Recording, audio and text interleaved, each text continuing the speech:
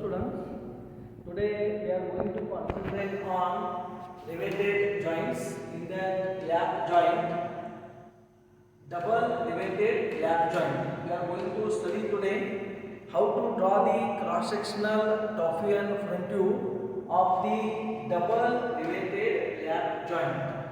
So in the last lecture I have explained what do you mean by lap joint.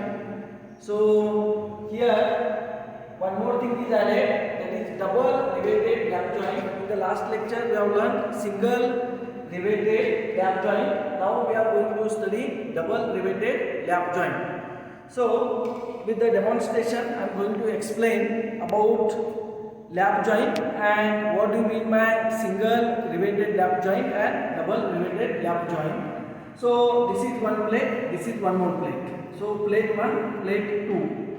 So here our aim is to join these two plates. So lap joint means one above the other plate will be like this. It is going to overlap with each other. So like this. This is one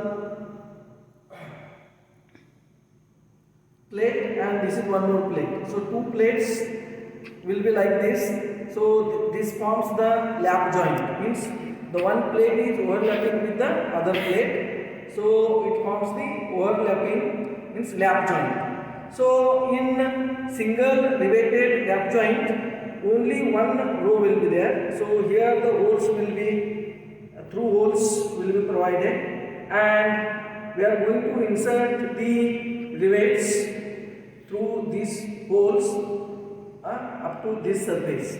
So here 1, 2, 3, 4 like this. In the row wise we will have the rivets. So if the one row is there, that is called single riveted lap joint. And in our problem, today's problem, here double riveted lap joint is given. So double riveted lap joint means there will be two rows. So one row, here one rivet, like this one row will be there. One more row will be provided here, like in this fashion. So here and here two rows are there, that is called as a double riveted lap joint. So we are going to draw the cross-sectional view. So the problem is given like this. Draw to 1:1 scale the sectional front view and top view of a double riveted lap joint. So here we have given chain riveting. So we can have two types. One is chain riveting, one more is zigzag riveting. So here we are going to concentrate on chain riveting. So the thickness of the plate is given as 9 mm, and they have given huge snap head rivets and show at least 3 rivets, indicate all the dimensions. Like this the problem is given. So they have mentioned double riveted lap joint. First of all we have to concentrate on lap joint. Then they have given double riveted. Next they have given chain riveting. So how to draw the sectional front view and top view of double riveted lap joint, that we are going to learn now. So given thickness of the plate is P equal to 9 mm. So based on the thickness of the plates, the rivets selection should be done. So we have to calculate the diameter of the rivet, that is D. So the standard formula is D equal to 6 square root of T. So 6 into square root of 9. So D we have got 18 mm. That means the rivet, whatever we are going to select to join the two plates, the diameter of the rivet is 18 mm. So 18 mm diameter rivets we have to select for the joining of the two plates. So D we have got. Next pitch, P equal to 3 into D, that is 54 mm. Next 1.5 is 27 mm. Next PT is 0.8 P. So this 0.8 P, that is PT means PT equal to 0.8 P. What it indicates? It indicates the distance between two rows. the distance between two rows, that is PT equal to 0.8 P for chain riveting. Because they are not chain riveting, we have to use this standard 0.8 P, that is 43.2 mm. 43.2 mm we have got. Okay. So how to draw the sectional front view of double riveted lap joint? So as we know, the lap joint means this is one plate. What are the pink color I have shown? That is top plate. Below this plate 2 is there. See this yellow chalk I have shown. This plate 2. So plate 1 and plate 2, one above other are there. So here we have the lap joint. Means this plate 1 is above the plate 2. It is overlapping. So lap joint. So here D we have calculated. You have to take the D as we have calculated, and you have to draw this rivet, and rivet head you have to show. So 1.6 D and 0.7 D. How to draw the rivet head already we have discussed. Accordingly you have to show the rivet head. So next, the most important thing is the distance between two rows, that is PT. So 0.8 P, whatever the calculation we have done, 43.2. So from this center line, one more center line we have to draw, and we have to take this distance as 43 mm. In this problem, we have to take it as 43 mm. So we have to draw one more rivet here. So similarly, whatever we have drawn here, same way we have to draw here also one more rivet. Okay, rivet row. So we have to show the cross section, sectional view. So you have to show the cross section in the front view. So we have to draw the hatching lines, 45 degree hatching lines you have to draw.